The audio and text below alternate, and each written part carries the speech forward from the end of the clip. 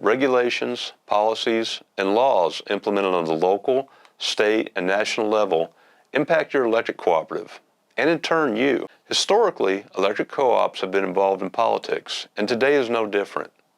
It is more important than ever to be engaged in what is happening at our state and national capitals. On the state level, Sioux Valley Energy, along with its state associations, the Minnesota and South Dakota Rural Electric Associations, are monitoring several issues that impact electric cooperatives and its members.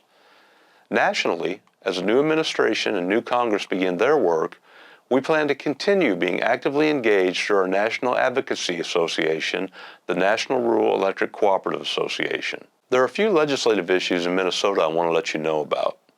The first being the lifting of the nuclear moratorium. In 2023, Minnesota passed 100% carbon-free by 2040 legislation without a real plan on how to achieve it.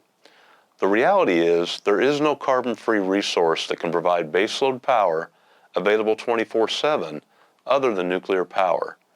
Minnesota is the only state in the nation that has an outright ban on new reactor construction.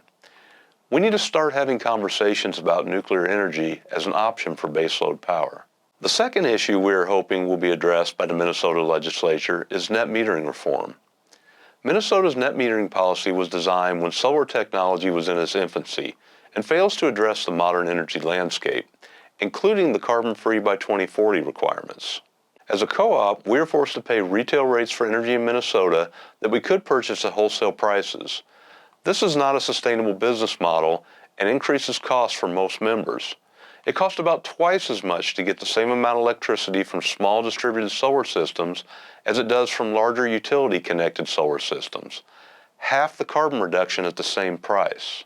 Finally, net metering shifts cost to those who can least afford it by subsidizing the cost for solar panels installed on homes of those who have more financial resources. We hope the Minnesota State Legislature will consider a more balanced approach and work to reform the current net metering laws. In South Dakota, legislation regarding automated meters, sometimes referred to as smart meters, was introduced, but it did not advance out of committee. Sioux Valley Energy has been using various forms of automated meters for decades.